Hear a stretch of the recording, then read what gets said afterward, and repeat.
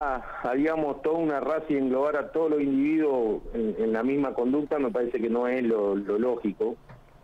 Y es muy probable que varíe mucho de acuerdo a cada animal y a cada tutor o responsable de ese animal. Hay una cuestión real que esto lamentablemente se dio en la vía pública, ¿no? Y la realidad marca y la ley marca que esos animales de ninguna manera pueden estar sueltos y sin ningún tipo de control en la vía pública, ¿no? Con lo cual le diría que potencialmente peligrosos quizás son justamente los tutores o propietarios, tenedores responsables que no, digamos, no prevén este tipo de situaciones y que no podrían pasar, ¿no? Un perro o dos perros o tres de ese tamaño, cualquier tipo de perro, no debería estar en la vía pública, porque uno chiquitito que vaya en moto y te quiera correr y te accidentes en la moto también tiene sus consecuencias, ¿no? Entonces es válido para el pitbull, para las razas grandes y las que se denominan potencialmente peligrosas, pero en definitiva para cualquier tipo de perro. Pablo, toda esta situación que fue lamentable, que se vivió en Campo Viera, generó debates y varios planteos. Por ejemplo, el obispo de Oberá solicitó medidas prohibiendo de alguna manera la tenencia de estos animales que son potencialmente peligrosos. ¿Usted qué opina? Nosotros creemos que que las prohibiciones no solucionan y me parece que va a corregir el problema, ¿no? No solamente con esto, sino que probablemente con cualquier otro tipo de cuestión, ¿no? Es como que querramos prohibir los autos porque ocasionan, y lamentablemente también, ¿no? En Misiones tenemos un índice de accidente de tránsito terrible y no por eso vamos a poder prohibir los autos. Yo reitero lo importante y lo trascendente de que sí hoy nos tenemos que plantear que el que tiene un tipo de perro de una raza o por tamaño, digamos, no es necesario que sea de raza para que se considere potencialmente peligroso, esté capacitado, digamos, para tenerlo, independientemente de lo que uno puede asesorarlos o no, si obviamente si no se acercan a un asesoramiento no lo van a tener, pero yo creo que hoy ya está planteado lo que inclusive en la legislación a veces local, ¿no? Porque no tenemos una ley provincial o una ley nacional. ¿Alguna ordenanza para la tenencia de estos animales existe? En Oberá existe, creo que está en vigencia. Campo Viera no conozco, creería que no, pero digamos nos marca ciertas pautas, independientemente que hay algunas, como esta le decían, que no pueden estar sueltas en la vía pública, que si se salen a pasear tienen que ser con collar, correa y un bozal, digamos, eso es para todos los perros, pero puntualmente para este tipo de perros que por su temperamento, tamaño, son potencialmente peligrosos, qué sé yo, para poner un ejemplo, es como, vuelvo al tema de los automóviles, un carnet de tránsito, no es lo mismo el carnet de tránsito el que anda en un auto que el que tiene que manejar un camión con sustancias peligrosas. Entonces, a esa persona hay que capacitarla, está, digamos, muchas veces escrita la ley, la obligatoriedad de tener un registro, de una identificación mediante microchip y probablemente una capacitación para el propietario de ese tipo de perros, para que justamente no sean estos accidentes o cuestiones que por negligencia, etcétera, terminan en estos casos, ¿no?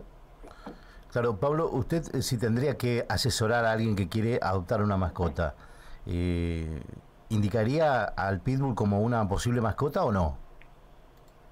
Yo tengo muchísimos pacientes pitbull y yo, digamos, normalmente, y ahí también hay una cuestión, te traen, miren doctor lo que nos compraron, lo que nos regalaron, y ahí uno puede empezar. Son perros que necesitan mucho carácter del parte de los propietarios, de que realmente se marque la jerarquía de quién es el que manda, que esto, digamos, no es una cuestión, digamos, dicho de gusto, sino porque realmente el perro es muy estructurado y muy jerárquico. Entonces, se necesita también una socialización con otros perros, con otros animales, con otros, con niños, con personas ajenas, digamos, a lo que puede ser un entorno familiar o un entorno donde a veces los perros son utilizados también como guardias. Claro. Sí, es cierto que el pitbull tiene su temperamento. Lamentablemente, yo creo que escuchamos más incidentes porque hoy por hoy quizás es la raza potencialmente peligrosa más numerosa. Realmente atendemos muchos pacientes pitbull. Y muchos son, que yo los tengo, que entran moviendo la cola, no tienen ningún problema, te salta, te lame en la cara y son ovejas. Y digamos, y después tenemos esta clase de incidentes que uno realmente sorprende por la ferocidad y demás. Pero yo remarco que atrás de esto hay seguro una negligencia, una imprudencia, una falta, digamos, de seguir una serie de recaudos para evitar estos problemas. Yo siempre digo, bueno, hay veces que, digamos, el perro se domesticó para que sean, por ejemplo, animales de guardia. Sí. Bueno, también eso hay que plantearse. Si vos vas a estar en un lugar donde hay muchísimos chicos, y yo ahí no recomendaría que tengan un pitbull, por ejemplo. Le diría que tengan un boxer, le diría que tengan un salchicha, digamos. Sí es muy importante el acercarse y buscar el asesoramiento. Inclusive, hasta de hoy tenemos profesionales en la provincia que se dedican a la parte de comportamiento animal, y que son mucho más claros y con mucho más sabiduría que lo que yo podría decirle de cómo podríamos elegir una raza o cómo tenemos que manejar y dar determinadas conductas o ver qué tipo de conducta pueden constituir una alarma en esos perros. Pero lo que de ninguna manera, digamos, podemos evitar las otras cuestiones, que por ejemplo salgan a la vía pública, porque el perro es territorial y probablemente se piense que ese es parte de su territorio. Y cuando son varios y actúan en forma de jauría y digamos, donde uno potencia al otro, ahí todavía se vuelve más complicado. Claro. ¿Usted por qué piensa, Pablo, que se dio esta situación? Porque eran perros de la casa, el dueño dijo que se había escapado, pero no había tenido algún antecedente previo, digamos. Sí, son animales con su temperamento. A veces no es una cuestión que todo el perro estaba todo el tiempo en la calle digamos, y era algo habitual. Puede, digamos, estar esa parte del accidente también, de que se escapen y demás. Ellos, digamos, o atacan por territorialidad o atacan como si fuese una forma de presa. A veces, digamos, uno no entiende cuál es el clic en un perro para que empiece a agredir. Lo que sí muchas veces pasa que cuando comienzan es muy difícil que puedan parar si por ahí no está el dueño que los pueda parar, digamos. A veces eso sí pasa. Y por eso, obviamente, el pitbull o cualquier raza que tenga las características potencialmente peligrosas, del tamaño, del peso, de la potencia de la mordida, digamos, ahí digamos, por eso reside, digamos, esta potencialidad, y por eso los cuidados muchas veces tienen que ser superior a otra raza. Insisto, eso de manejar un auto, digamos, común o particular, versus andar con un camión cargado de sustancias químicas o combustibles, ¿no? Claro. Pablo, usted hablaba de territorialidad de recién respecto al tema de este caso, ¿no? ¿Esto implica que cuidando la territorialidad puede volver a ocurrir esto? Y es difícil que uno pueda predecir o tomar una posición de decir, no, eso no te va a volver a ocurrir. Habría que analizar muchas cosas. Y el que más conoce, digamos, en definitiva al perro es el propietario. Son animales y puede haber, digamos, incluso a veces cuestiones, ya no con esto de la territorialidad, porque en general ellos, digamos, hacen su jerarquía y no somos parte de su jauría, digamos, en definitiva nosotros, por eso la importancia de que sea la persona, el hombre, el humano, digamos, el que se ponga arriba de la jerarquía de esa relación. Eso de cachorro, digamos, cuando uno siempre dice, bueno, le estás dando de comer, le sacás la comida, le metés la mano en la boca, te gruñe, lo retás, le apretás la boca con fuerza con la mano, que es lo que hace la madre, digamos, le vas marcando distintas actitudes, y sí, digamos, también es cierto que hay perros que por su carácter son muy difíciles de dominar. Ahí ya entra más el asesoramiento con un profesional que trate el comportamiento, ver si es viable, a veces la castración, otras veces meditación, para corregir algunas cuestiones del comportamiento. Pero bueno, es muy difícil. Yo, sinceramente, Si a mí me pasara una situación así, probablemente tome la decisión de sacrificar o eutanasiar a mi perro, digamos, si mi perro me atacaría, digamos, hipotéticamente. He tenido muchísimo en la vida y nunca me ha pasado, gracias a Dios. Claro. O he tenido esa posibilidad de accidente, pero es inclusive para nosotros, cuando, digamos, se dan estas situaciones, que nos ha pasado desde, inclusive, digamos, accidentes. Perros que muerden a través de la reja, pero como son muy grandes y, por ejemplo, en una ocasión, acá no sé si fue acá en Oberá puntualmente, en Guaraní, no recuerdo bien, hubo un tipo de agresión así. Es muy difícil después, bueno, cómo reubicás, digamos, resocializás a ese perro sin que represente un riesgo para las personas que van a estar con él. Claro, porque justamente, también se dio casos de que estos mismos animales de esta misma raza atacaron a sus dueños, digamos, es sabida la noticia. Doctor, por acá nos preguntan, ¿cómo sería un espacio ideal para criar a un pitbull? Bueno, mucha firmeza en el trato humano, digamos. Son perros muy compañeros de las personas, pero tienen su carácter, su temperamento, normalmente más los machos que las hembras, eso también hay que decirlo. Y uno de pequeño, ya le digo, estas cuestiones de confianza, de sociabilizarlo, cosa que no tengan miedo ni se sorprendan ante una persona y que no reaccionen en forma agresiva. Muchas veces también reaccionan por miedo. Y también muchas veces cuando empieza el ataque, digamos, es complicado que paren, como le decía, ¿no? Tremendo. Y obviamente, digamos, no solamente dándole comida, agua, abrigo, sombra, etcétera, sino también cariño, compañía, digamos, interactuar mucho. También a veces pasa que los perros, si uno los cría 2, 3 perros y solamente le va a dar de comer agua y se va, de comer agua y se va, de comer agua y se va, obviamente que esos no van a estar sociabilizados con las personas. Claro. Y son los que más riesgo, digamos, vamos a tener que cometan algún tipo de actos como este, ¿no? Por eso la interacción es importante. Y si uno detecta que, por cuestiones que no son normales, digamos, que uno pase cerca de su plato y gruña, que lo quiera sacar de un lugar y le gruñe y le muestre los dientes, bueno, esas a veces son pautas que lo van a hacer de cachorro, que uno puede corregir, que a veces, inclusive por eso decía, la importancia de recurrir a profesionales, digamos, que nos puedan asesorar de cómo proceder ante esos casos, digamos, para que no se llegue al extremo de que sea un animal incontrolable y que uno tenga que terminar sacrificándolo porque representan un riesgo para cualquiera, ¿no?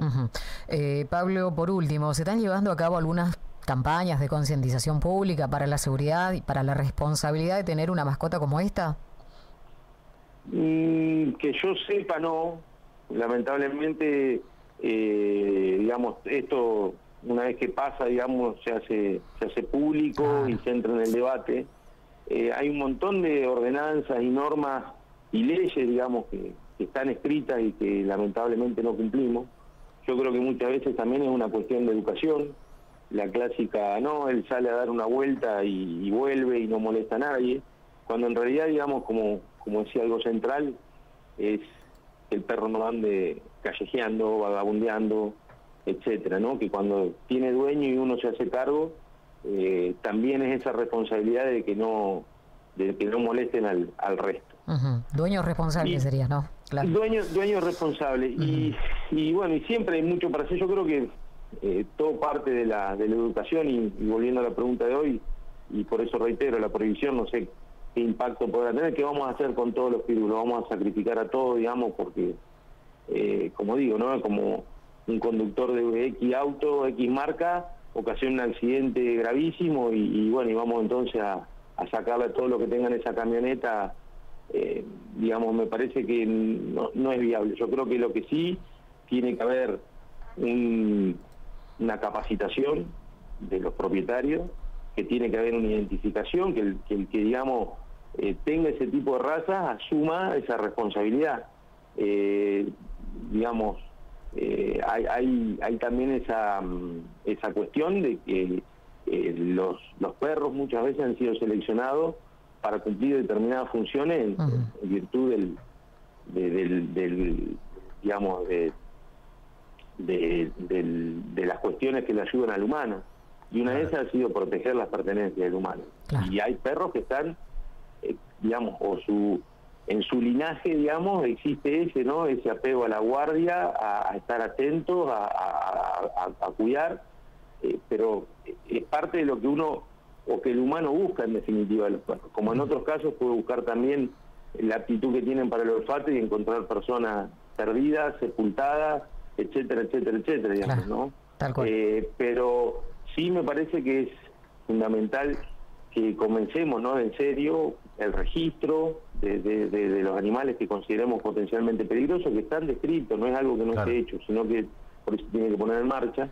Y lo que sí no recuerdo si está estipulado o no, en algunas creo que figura, digamos, también esta necesidad de una capacitación, que vos rindas un curso donde se te den todas estas cuestiones, cómo tenés que reaccionar ante la primera agresión.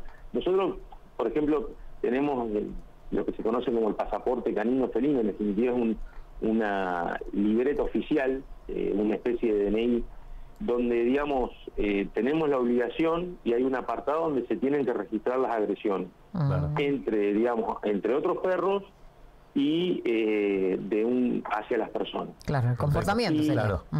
Digamos, marcando esos puntos, así como tenemos para anotar si tuvieron cría, etcétera, etcétera, etcétera, ¿no? Perfecto. Pero sí, y quizás también hay otra realidad.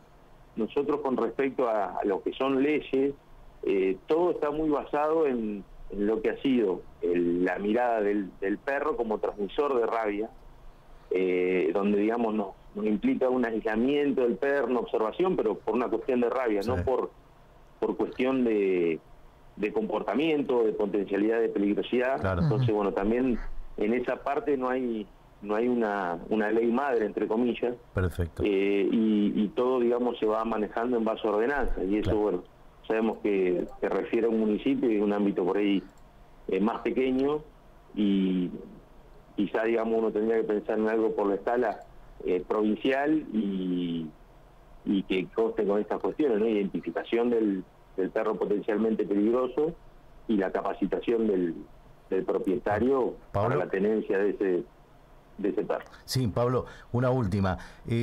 ¿Cuáles son las razas, digamos, a las que hay que prestarle atención respecto a esta situación de la peligrosidad? Y razas y cruzas de cualquiera de razas de tamaño grande, desde el pitbull, el doberman, el dogo argentino, fila brasilero, mastín napolitano, ovejero alemán, pastor malinois. Digamos, son en definitiva los que por su mordedura pueden ocasionar mucho daño. La estadística marca que de los accidentes por mordedura de caninos, incluso eso, digamos, se repite en casi todo el mundo, el porcentaje más alto de agresiones las tienen las razas de pequeños tamaños y sobre todo los mestizos. Lo que pasa es que, como siempre digo, digamos, no es lo mismo que te muerda un chihuahua, un pequinés, que, digamos, va a quedar en el anecdotario, versus, bueno, todas estas razas, o las cruzas, como mencioné, porque, digamos, las ordenanzas y las leyes que se han querido grabar sobre este tipo de cuestiones, hablan de eso, ¿no? De la peligrosidad por tamaño, temperamento, potencia de la mordedura, que, digamos, no habla del potencial de daño que podrían tener. Claro. Bueno, y por último, Pablo, ¿los dueños están cumpliendo con estas vacunas que son obligatorias para las mascotas? Y ya que estamos, bueno, el valor de las mismas. Bueno, siempre, digamos, la parte de prevención es lo que más nos cuesta y, digamos, yo creo que cuesta todavía mucho más en una situación donde hay una cierta emergencia o complicación económica. Si vamos a lo global, probablemente en rabia, que es la vacuna obligatoria por ley que tenemos para las mascotas, tanto los perros para los gatos, los porcentajes de vacunación en la población se estiman en no más del 20-25%, en el caso de los perros, en forma general, y menos del 20, 18, 17% en el caso de los gatos, ¿sí? Con lo cual, desde el vamos siempre estamos en una situación que va a faltar, digamos, ¿no? Vacunar. Bien. Pensando que la vacuna antirrábica es de acceso gratuito y que la mayoría de los municipios, a través de su centro de zoonosis, la población, digamos, puede ir y en forma gratuita los puede vacunar. Bien. Y estos datos son contando un poco lo que se venden de dosis privadas, digamos, más lo que informan los sistemas nacionales, digamos, mejor dicho, los IMUSA o los centros de zoonosis del país, para llegar más o menos a esa cifra. Y con respecto a lo que hacen las enfermedades, que digamos, sí es muy importante, tanto en los gatitos como en los perros, las vacunas cuando son cachorros, porque digamos muchas veces son enfermedades que si no las prevenimos y los animales se enferman pueden ser mortales. También, como les decía, por una cuestión económica, obviamente que se nota el impacto del movimiento en las veterinarias, de la baja a veces también de lo que es por ahí cambios de marca, ¿no? Nosotros decimos, bueno, en la parte humana sí se va a hacer unas marcas, bueno, en veterinaria pasa un poco lo mismo. Y también notamos a veces complicaciones en el tema de la medicación cuando es crónica. Bueno, hay personas que le está costando acceder, otras que directamente no pueden acceder. Eso es real porque, digamos, la inflación ha sido en todos los rubros igual, ¿no?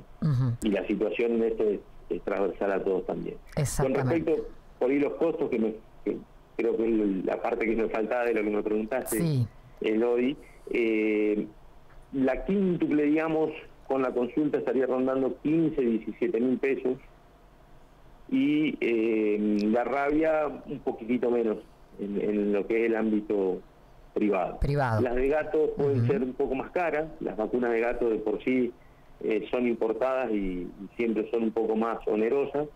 Digamos, yo siempre digo, se hace un poquito pesado, tiene que invertir más, digamos, cuando son cachorros, que ahí le tenemos que hacer bastante seguidas, son 3, 4 dosis que tenemos que pensar en para hacer un buen plan vacunal de arranque, y después se van haciendo anuales, y inclusive algunas de las enfermedades repetimos cada 2 años o 3 años, tratamos de no se llegue a 3 años. Nosotros necesitamos, digamos, mantener una inmunidad porque hay mucha población que no está vacunada, entonces aquel que vacuna como que doblemente o le exigimos que siga vacunando porque hay una cuestión de mayor posibilidad de exposición y de enfermedad. Siempre digo, uno tiene una reja, el perro está encerrado, pero si hay perros callejeros, como si saliera a la calle, porque si no nos patear el hocico uno con otro, digamos, y el contacto estrecho y la posibilidad de contagio está. Entonces, bueno, obviamente también depende de cada, si es más urbano, como puede ser Posada, y que ya mucha gente tiene sus mascotas y vive en departamentos, obviamente que cambia. Pero eso también hay que vacunarlo porque salen mucho a la calle y también tenemos este mismo mecanismo. Una protección. Pablo, gracias. No, a ustedes. Muchísimas gracias. Buen día. Gracias por tu tiempo, Pablo. Que tengas buen día. Pablo Castillo es el presidente.